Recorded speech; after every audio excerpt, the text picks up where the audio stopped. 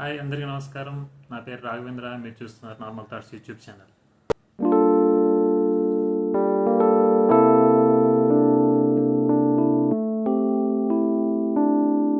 నా గురించి ఒక స్మాల్ ఇంట్రడక్షన్ అండి. నా పేరు ఎస్ రాఘవేంద్ర. మా నాన్నగారి పేరు doctor yes Ramanjaneyulu, retired lecturer in economics, government degree college, Ramachandrapuram.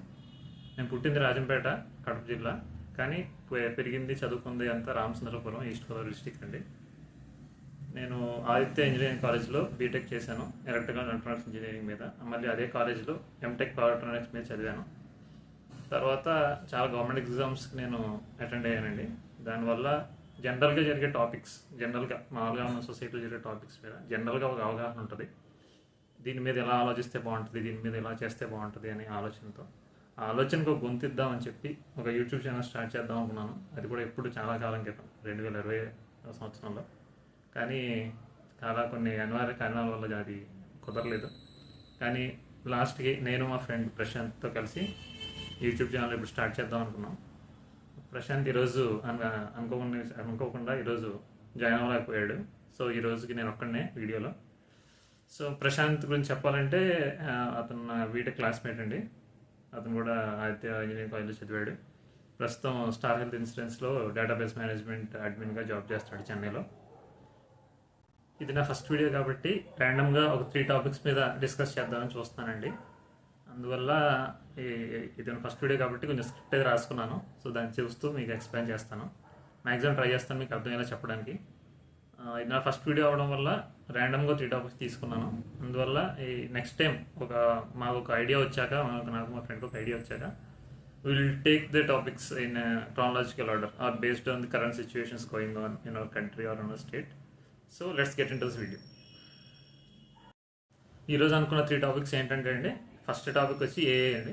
Second వచ్చేసి నాగసాధుస్ మీద ఒక చేద్దాం అనుకున్నాను. థర్డ్ ఏంటంటే ఇప్పుడు T20 వరల్డ్ కప్ జరుగుతుంది కాబట్టి దాంట్లో బంగ్లాదేశ్ అనే కంట్రీని ఎందుకు అలౌ చేయలేదు పార్టిసిపేట్ చేయడానికి అనే టాపిక్స్. ఈ 3 టాపిక్స్ ఈ వీడియోలో డిస్కస్ చేసుకుందాం. So first topic AI. AI అంటే జనరల్గా అందరికీ ఈ మాట వినే ఉంటారు చాలాసార్లు. చాలా ఈ మధ్య న్యూస్లో కానీ ఎక్కడ చూసినా ఏఐ అనే మాట వినపడుతూ ఉంది. సో ఏఐని ఖచ్చితంగా తెలుగులో చెప్పాలంటే కృత్రిమ మేధస్సు అండి. ఏఐ అంటే ఏం లేదు. చాలామంది రోబో సినిమా చూసే ఉంటారు. రోబో సినిమాలో చిట్టి అనే రోబోట్ని రజనీకాంత్ తయారు చేస్తాడు. కానీ దానికి ఆలోచనలు ఇవ్వడం వల్ల అది ఆలోచిస్తే ఏం జరుగుతుంది అనేది ఆ సినిమాలో చూపించారు. సో అంత అడ్వాన్స్డ్ అవ్వలేదు, కానీ మనం అదే దిశలో వెళ్తున్నామని చెప్పచ్చు అనమాట. అంటే ఒక మిషన్కి ఆర్టిఫిషియల్ ఇంటెలిజెన్స్ ఏంటంటే, మన అచ్చ తెలుగులో చెప్పాలంటే ఒక మిషన్కి మనిషి యొక్క మేధస్సుని నేర్పించడం, ఆర్ మనిషి చేసే పనులని కృత్రిమ మేధస్సుతో చేయాలనుకోవడమే ఆర్టిఫిషియల్ ఇంటెలిజెన్స్ అండి. దీంట్లో మళ్ళీ చాలా రకాలు ఉన్నాయి, మెషిన్ లెర్నింగ్ అని చాలా ఉన్నాయి. బట్ బేసిక్గా చెప్పాలంటే దట్స్ ది థింగ్. సో యాక్చువల్గా మీ ఫోన్లో కానీ లేకపోతే మీ యూట్యూబ్ వీడియోలో కానీ మీరు చూస్తున్నప్పుడు ఏదో ఒక యాడ్ వచ్చే ఉంటుంది, ChatGPT యూస్ చేసుకోండి, అది యూస్ చేసుకోండి అని. జనరల్గా మీరు ఫోన్లో యూస్ చేసే ఆండ్రాయిడ్ ఫోన్ అయితే మీరు యూస్ చేసేది జెమినీ ఏఐ అని ఉంటుంది. దాంట్లో ఒకసారి చెక్ చేసుకోండి కావాలంటే. తర్వాత ChatGPT అనేది ఈ మధ్య బాగా ఫేమస్ అయింది. ChatGPT అనేది ఓపెన్ ఏఐ అనే ఒక సంస్థ సంబంధించిన ఒక ఏఐ అండి ChatGPT. దాని తర్వాత చాలా రకాల ఏఐలు వచ్చే మార్కెట్లోకి. కానీ నేను ఈ టాపిక్ తీసుకోవడానికి మెయిన్ రీజన్ ఏంటంటే, ఫస్ట్ ఈ మధ్య జరిగిన ఒక ఇన్సిడెంట్ ఏఐతో ఏంటంటే, యాంథ్రోపిక్ అనే కంపెనీ ఈ నెలలోనే అనుకుంటా, 2 వారాల క్రితం అనుకుంటా, యాంథ్రోపిక్ అనే కంపెనీ క్లాడ్ ఏఐ అనే ఒక ఏఐని లాంచ్ చేసిందండి. ఆ లాంచ్ చేయడం వల్ల ఇండియాలో ఉన్న షేర్ మార్కెట్ దాదాపు కొన్ని వేల కోట్లు నష్టపోయారు. ఎందుకు అంటే, ఈ క్లాడ్ ఏదైతే ఈ యాంథ్రోపిక్ అనే కంపెనీ తయారు చేసిందో, ఆ యాంథ్రోపిక్ అనే కంపెనీ ఆ క్లాడ్ అని ఎలా తయారు చేసిందంటే, అది ఒక టాస్క్ కానీ ఒక ప్రోగ్రామ్ కానీ ఇస్తే ఎండ్ టు ఎండ్ అదే పని చేయగలదు అనమాట. అంటే ఎటువంటి ఇంటర్వెన్షన్ లేకుండా, మాన్యువల్ ఇంటర్వెన్షన్ లేకుండా ఒక పని ఇస్తే, ఒక ప్రోగ్రామ్ ఇస్తే, లేదా ఒక టాస్క్ ఇస్తే, from the start to end, from end to end అంటారు జనరల్గా ఐటీ లాంగ్వేజ్లో. It's called end to end అనేది అది కంప్లీట్గా అదే చేయగలదు అనమాట, ఎలాంటి మాన్యువల్ ఇన్పుట్స్ లేకుండా. In the middle I'm saying. So అందువల్ల ఏమైందంటే, షేర్ మార్కెట్లో ఈ షేర్ మార్కెట్స్ గురించి ఇట్స్ సపరేట్ టాపిక్, అది తర్వాత మాట్లాడదాం. దీనివల్ల ఏమైందంటే వర్క్ ఫోర్స్ ఎవరైతే ఒక ప్రాజెక్ట్ చేయాలంటే చాలా రకాల లెవెల్స్లో కంపెనీలో ఉద్యోగులు ఉంటారు. ఆ ఉద్యోగుల అవసరం తగ్గిపోతుంది అనమాట. In the future. అంటే ఇప్పుడే ఈ ఏ మార్కెట్లోకి వస్తుంది, దీనివల్ల ఇలా జరుగుతుంది అని చెప్పలేం. కానీ రీసెంట్గా నేను న్యూస్ చదివానండి. ఏంటంటే ఒరాకిల్లో కనీసం నియర్లీ ఒక 30,000 మెంబర్స్ని లే ఆఫ్ ఇచ్చారు ఆల్ ఓవర్ ది వరల్డ్. ఎందుకు అని ఆరతీగా వాళ్ళు ఏం చెప్పారంటే, ఈ 30,000 మెంబర్స్ తీసేసిన తర్వాత వాళ్ళకి ఏదైతే బడ్జెట్ మిగిలిందో, వాళ్ళకి ఏదైతే బడ్జెట్ మిగిలిందో 30,000 మెంబర్స్ లే ఆఫ్ చేసిన తర్వాత ఆ బడ్జెట్ని తీసుకెళ్ళి they are going to invest in AI, in making AI. So like this, ఇలాగా if every company things like this, ఒక కంపెనీ ఇప్పుడు ఒరాకిల్ అనే కంపెనీ స్టార్ట్ చేసింది, నెక్స్ట్ వేరే కంపెనీ కూడా చేయొచ్చు, మైక్రోసాఫ్ట్ కంపెనీ చేయొచ్చు, నెక్స్ట్ గూగుల్ అనే కంపెనీ చేయొచ్చు. ఇండియాలోనే పెద్ద కంపెనీలు టాటా అనే కంపెనీలు కూడా ఇప్పుడే జరుగుతుందని చెప్పట్లేదు, కానీ నెక్స్ట్ 5 to 10 yearsలో న్యూగా రిక్రూట్ చేసేది తగ్గుతుంది, ఉన్న ఉద్యోగాలు కూడా ఇబ్బందుల్లో పడతాయి అన్నమాట. సో ఇదంతా ఎందుకు చెప్తున్నా అంటే, క్లాడ్ అనే ఏఏ వచ్చాక so there may be an advanced AI then that may be release next year. So దానివల్ల ఇది కొంచెం న్యూస్లో ఉంది.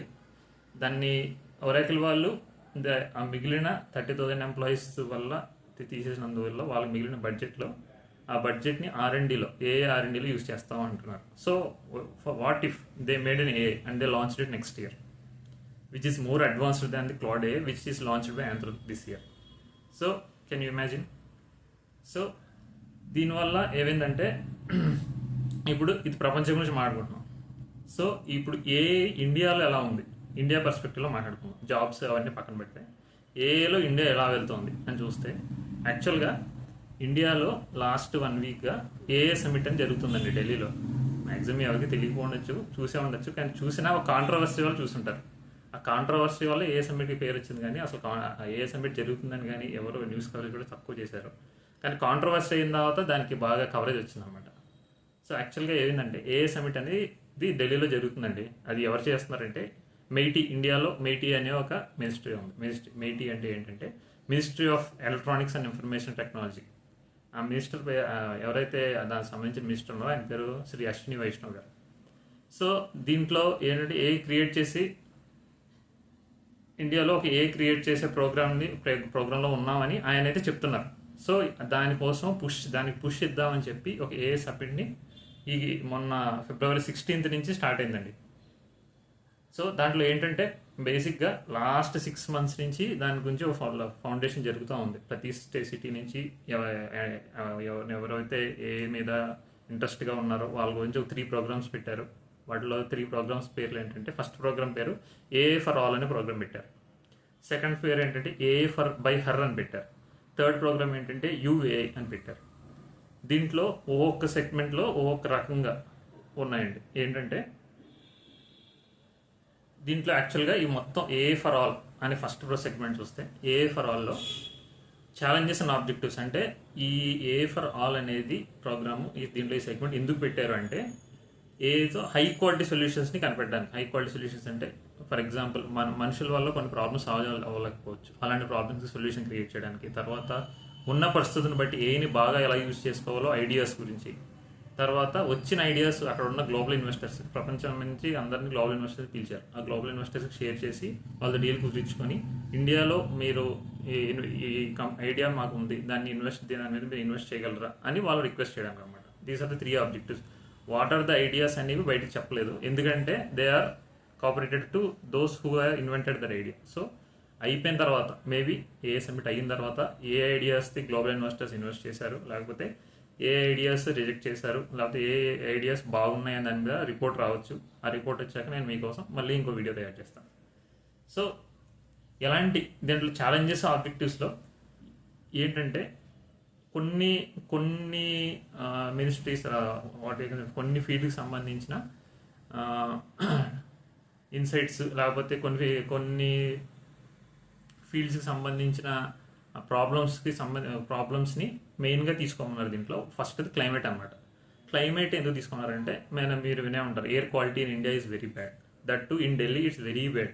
డ్యూరింగ్ ద దీపావళి వచ్చినప్పటి నుంచి మన ఇప్పుడు ఉన్న వింటర్ అయిపోయే వరకు అక్కడ ఎక్కువ ఎయిర్ క్వాలిటీ ఇండెక్స్ AQI అనేది చాలా లోగా పడిపోతుంది. ఎందుకంటే అక్కడ ఉన్న పొల్యూషన్ అనేది వేడి, వెహికల్స్ నుంచి వచ్చే వేడి, that tries to escape into the air. But when at the evening time ఎప్పుడైతే మంచు కురుస్తూ ఉంటుందో లేకపోతే మంచు పడుతుందో, మంచు అనేది ఏంటంటే కూల్ ఎయిర్ అనేది కిందకు వస్తుంది, హాట్ ఎయిర్ అనేది పైకి వెళ్ళడానికి ట్రై చేస్తుంది అనమాట. So at the same time రెండు కొలైడ్ ఒక స్మాగ్ లాంటిది, ఒక smoke plus fog is called smog. Smog లాంటిది క్రియేట్ అయ్యి మనుషులకి ఎదురుగా ఉండే మనుషులు మనకి కనిపించరు, ఊపిరి పీల్చుకోవాలన్నా చాలా ఇబ్బందిగా ఉంటుంది, మన లంగ్స్ దాన్ని ప్రాసెస్ చేయలేవు, అలాంటి పరిస్థితి ఉంటుంది అనమాట ఢిల్లీలో. సో అలాగే కాదు, ఢిల్లీ అనే కాదు, జనరల్గా ఇండియాలో ఎయిర్ క్వాలిటీ ఇండెక్స్ అనేది చాలా తక్కువ because of the emissions we do, because of lot of traffic, because paddy fields are being burned after cultivation. So there are many topics, అది వేరే వీడియో చూద్దాం. సో దీంట్లో క్లైమేట్ అనేది ఎమిషన్స్ రిడక్షన్ గురించి, sustainable resource management గురించి ఏదన్నా solutions ఇవ్వగలరా. Next education, ఇది మెయిన్ అండి. ఎడ్యుకేషన్ ఏంటంటే కొన్ని విలేజెస్లో లేదా మన ఆంధ్రప్రదేశ్లో కొన్ని విలేజెస్లో చూస్తే కొన్ని చిన్న చిన్న స్కూల్స్ కానీ పల్లెటూరులో స్కూల్స్ కానీ అన్ని సబ్జెక్ట్స్ కలిపి ఒకే లెక్చరర్ ఒకే టీచర్ ఉంటారండి. అలాంటప్పుడు ఏఎన్ యూస్ చేసి సపరేట్ సబ్జెక్ట్స్ పిల్లలకి ఎలా నేర్పించవచ్చు అనే దాని మీద, లేకపోతే సెల్ఫ్ లెర్నింగ్ ఎలా చేసుకోవచ్చు పిల్లలు using A, not to do in a bad way but in good way అనమాట. ఇలా ఎలా చేసుకోవచ్చు, డిజిటల్ ఇండియా అనే ప్రోగ్రామ్ ఉంది, కానీ that how to introduce A in that, అలాంటి సొల్యూషన్స్ గురించి చెప్పడానికి. నెక్స్ట్ హెల్త్ కేర్ అనేది మీరు సేమ్ స్కూల్స్ లాగే కొన్ని పల్లెటూరులో హెల్త్ కేర్ సెంటర్స్లో పిఎస్సీలో డాక్టర్స్ ఉంటారు, ఇంకా డాక్టర్స్ అవైలబుల్గా కూడా ఉంటారు. అలాంటి టైంలో ఏఎన్ యూస్ చేసుకొని, లేకపోతే ఇప్పుడున్న నెట్వర్క్ని యూస్ చేసుకొని ఎలాగ మనం ఆ హెల్త్ కేర్ని ఇంప్రూవ్ చేయొచ్చు అని. తర్వాత urban infrastructure and mobility. Urban infrastructure అంటే మన బిల్డింగ్స్ కట్టేటప్పుడు, తర్వాత రోడ్స్ వేసేటప్పుడు సిటీస్లో ట్రాఫిక్ ఇబ్బంది కలగకుండా, తర్వాత వేస్ట్ మేనేజ్మెంట్ని ఎలా చేయాలి, ఇలాంటి వాటి మీద దీస్ ఆర్ ద ఆబ్జెక్టివ్స్ అండి ఇవి ఇచ్చింది వీటిలో. సో వీటిలో ఎవరెవరు పార్టిసిపేట్ చేయొచ్చు అని చెప్పారంటే స్టూడెంట్స్ పార్టిసిపేట్ చేయొచ్చు. స్టూడెంట్స్ అంటే ఏజ్ అనేది ఏమి లేదు దీంట్లో. సెకండ్ వర్కింగ్ పీపుల్ చేయొచ్చు. వర్కింగ్ పీపుల్ ఎవరంటే ఎవరు ఉద్యోగం చేస్తున్న వాళ్ళు ఎవరైనా పార్టిసిపేట్ చేయొచ్చు, who has an ability or who has the idea to do something with AI. తర్వాత రీసెర్చ్ అండ్ డెవలప్మెంట్, R&D ఉన్న వాళ్ళు, PhD స్కాలర్స్ ఎవరైనా చేయొచ్చు. నెక్స్ట్ స్టార్టప్స్, కంపెనీస్ కూడా చేయొచ్చు. నెక్స్ట్ అంటే దీని మీనింగ్ ఏంటంటే ఏఏ ఫర్ ఆల్ అని పెట్టిన ఆ ఒక్క ప్రోగ్రామ్ ఏంటంటే ఎవరైనా పార్టిసిపేట్ చేయొచ్చు దాంట్లో. సో అదనమాట. నెక్స్ట్ ఏఏ ఫర్ హర్ అనే సెకండ్ ప్రోగ్రామ్ ఏంటంటే the same applies everything, but these are only for women teams, students who are girls or women who are working in companies, who started startup companies, everything, but these are for women only. That's the UAA అనేది మాత్రం only for the children who are people between 13 to 21 years, అంటే 13 నుంచి 21 సంవత్సరం మధ్య ఉన్న వాళ్ళకి start చేసిన ప్రోగ్రామే ఈ UAA అనమాట. సో యాక్చువల్గా ఈ ప్రోగ్రామ్ మొత్తంలో ఎవరైతే ప్రైజ్ విన్ అవుతారో వాళ్ళకి దగ్గర 6 crores వరకు ప్రైజ్ని అనౌన్స్ చేశారండి. చూసారా? సో ఇంత పుష్ ఇస్తున్నారు కదా, ఇండియాలో ఏఏ డెవలప్ అవుతుందని మీరు అనుకుంటున్నారు. డెవలప్ చేస్తే ఎంతలో డెవలప్ చేయొచ్చు కింద కామెంట్ సెక్షన్లో చెప్పండి. సెకండ్ టాపిక్ వచ్చేసి యాక్చువల్గా ఈ ఫస్ట్ వీడియోలోనే సినిమాల గురించి కానీ ఎంటర్టైన్మెంట్ గురించి మాట్లాడుకుంటున్నానండి. కానీ ఈ మధ్య నేను ఒక టీజర్ చూసాను, దాని పేరు నాగబంధం అని. ఆ టీజర్ మీకు ఫస్ట్ కామెంట్లో కానీ కింద డిస్క్రిప్షన్లో కానీ ప్రొవైడ్ చేస్తాను, మీరు కూడా ఒకసారి చూడండి. యాక్చువల్గా దాన్ని చూసిన తర్వాత నాకు నాగసాధుస్ గురించి నేను ఒక బుక్ చదివాను. ఆ బుక్లో చదివిన ఒక టాపిక్ గురించి డిస్కస్ చేద్దామని, హిస్టారికల్ ఈవెంట్ అనమాట. అందుకని ఈ టాపిక్ ఇక్కడ పెట్టాను అనమాట. సో ఏంటంటే 1757 మీరు వినే ఉంటారు, ఈ ఇయర్ చదువుకుని ఉంటారు స్కూల్లో. 1757 అంటే మనకు గుర్తొచ్చేది ఏంటో ఒకసారి కామెంట్ చేసి చెప్పండి, నేను కూడా చెప్తాను. బట్ 1757 అంటే మనకు ఫస్ట్ గుర్తొచ్చేది ఏంటి? బ్యాటిల్ ఆఫ్ ప్లాసీ అని గుర్తొస్తుంది. బ్యాటిల్ ఆఫ్ ప్లాసీ, ఎందుకు బ్యాటిల్ ఆఫ్ ప్లాసీ అంత ఇంపార్టెంట్ అంటే, ఎందుకు అంత స్ట్రెస్ చేసి చెప్తారు అంటే, బ్యాటిల్ ఆఫ్ ప్లాసీ వల్ల ఇండియా యొక్క తలరాత, ఇండియా యొక్క ఫ్యూచర్ ఒక టైం లైన్ మారిపోయిందండి అక్కడి నుంచి. ఎందుకంటే ఆ యుద్ధంలో బ్రిటిషర్స్ ఇండియన్ కింగ్స్ మీద గెలిచారు. అది కూడా డైరెక్ట్గా గెలవలేదు. So that's other discussion. But battle of Plassey అనేది ఇండియన్ హిస్టరీలో చాలా చాలా ఐకానిక్ ప్లేస్ ఉంటుంది. ఎందుకంటే 1757లో జరిగిన యుద్ధం వల్ల ఏదైతే బ్రిటిష్ గెలిచిందో, that is laid the foundation for Britishers to loot India or to get a strong point or hold point in India. So from there they started conquering India. Up to then they came to do business. From then they decided that they can do administration also and they can conquer India also. So that's the starting point. So from there up to 1947 they have ruled India. So step by step that's the starting point. అందువల్ల 1757 అనేది అంత కరెక్ట్గా చెప్తారు. కానీ హిస్టరీలో బయటికి రాని, హిస్టరీలో ఎవరికి చాలా తక్కువ మందికి తెలిసి ఉంటుంది. తెలిసినా ఇది ఒకవేళ చెప్పినా ఎవరైనా ఇది నిజమా అని కూడా నమ్మలేరు. అలాంటి ఒక ఇన్సిడెంట్ 1757లో జరిగిందండి. అదేంటంటే బ్యాటిల్ ఆఫ్ గోకుల్. మీరు వినే ఉంటారు, గోకుల్ అనేది ఒక ప్లేస్ అనమాట. It's near Brindavan. సో అక్కడ ఏం జరిగింది అంటే అహ్మద్ షా అబ్దాలి, మీరు వినే ఉంటారు ఈ పేరు, అహ్మద్ షా అబ్దాలి ఆఫ్ఘన్కి సంబంధించిన ఒక, తెలుగులో చెప్పాలంటే ఒక దొంగ అండి అంతే. భారతదేశంలో పడి ఎక్కడ ఏం దొరికితే వాటిని లూటీ చేసి అక్కడి నుంచి చిన్నపిల్లల్ని, మగవాళ్ళని అందరినీ చంపేసి ఆడవాళ్ళని తీసుకెళ్ళిపోవడమే వాళ్ళ పని అనమాట. గుళ్ళు కానీ ఏమన్నా దొరికితే అక్కడ ఉన్న విగ్రహాలు కానీ, మన దేవుళ్ళ బొమ్మలు కానీ, శివలింగాలను కానీ అందరిని నాశనం చేసి అక్కడ టెంపుల్కి సంబంధించిన, గుడికి సంబంధించిన ఆస్తినంతా దోచుకుని వెళ్ళిపోయే ఒక దొంగండి. సో యాక్చువల్గా ఆయన కాశీ విశ్వనాథుని మీద కాశీని అటాక్ చేయడానికి ఇండియాలోకి వచ్చాడు. ఎందుకంటే అప్పటికే కాశీ అనేది జ్యోతిర్లింగం అండి. జ్యోతిర్లింగ ఈ టాపిక్ గురించి మళ్ళీ మాట్లాడదాం.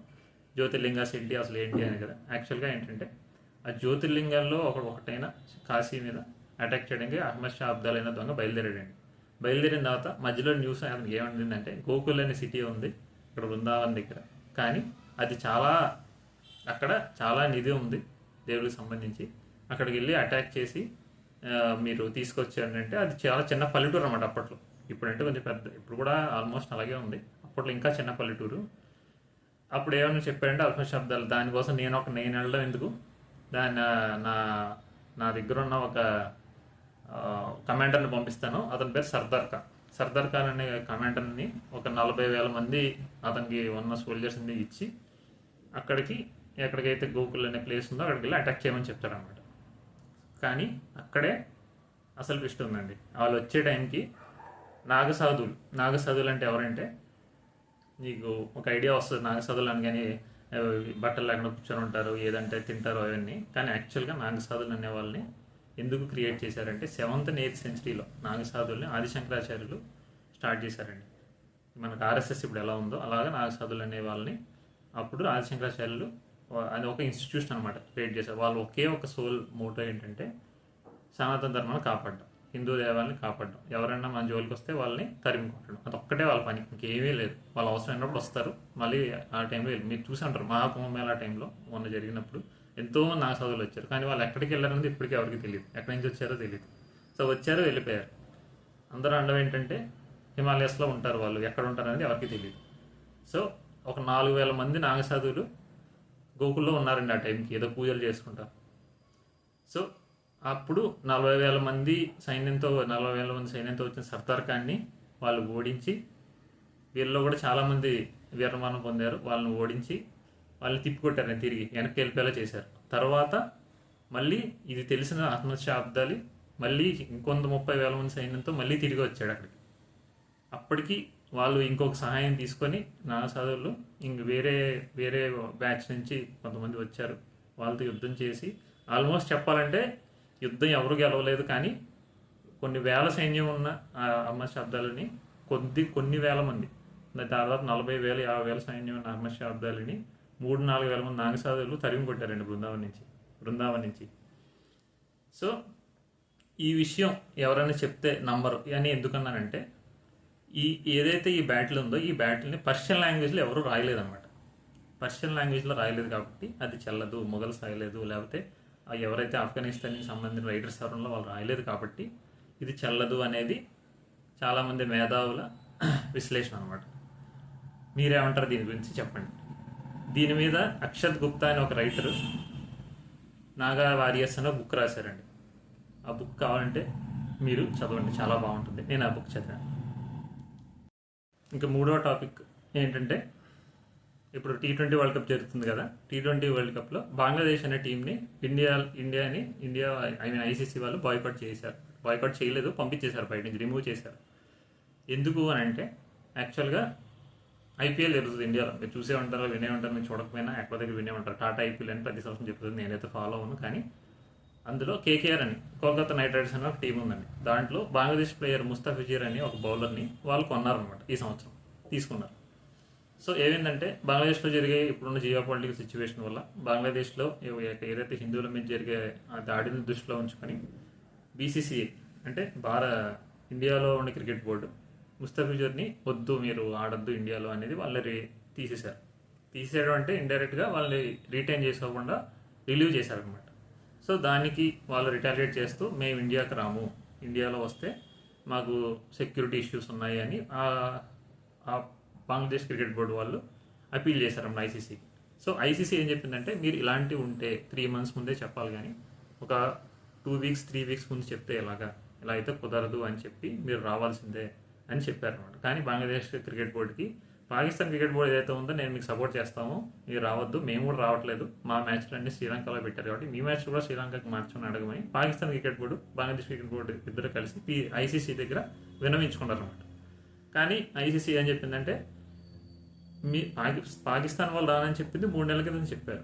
సో వాళ్ళ రిక్వెస్ట్ని యాక్సెప్ట్ చేసాం. ఎందుకు అంటే వాళ్ళు 3 months ముందే చెప్పారు కాబట్టి. ఇప్పుడు అంతా షెడ్యూలింగ్ జరిగిపోయి వెన్యూస్ అన్నీ అయిన తర్వాత మీరు ఇప్పుడు రానంటే కుదరదు, అయితే రండి, లేకపోతే మిమ్మల్ని తీసేసి నెక్స్ట్ మీ తర్వాత ఎవరైతే ఉన్నారో స్కాట్లాండ్ అనే టీంని ఆడిస్తాము అని చెప్పారనమాట. కానీ ససేమేరా ఒప్పుకోకపోవడంతో బంగ్లాదేశ్ వాళ్ళని తీసేసి స్కాట్లాండ్ అనే టీము ఇండియా T20 వరల్డ్ కప్లో ఎంటర్ అయింది.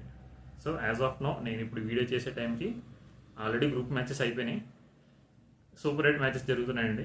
ఒకవేళ మీరు ఎవరికైనా క్రికెట్ ఇంట్రెస్ట్ ఉంటే ఖచ్చితంగా చూసి ఎంజాయ్ చేస్తారని అనుకుంటున్నాను. సో ఇదండి 3 topics ఈ వీడియోకి.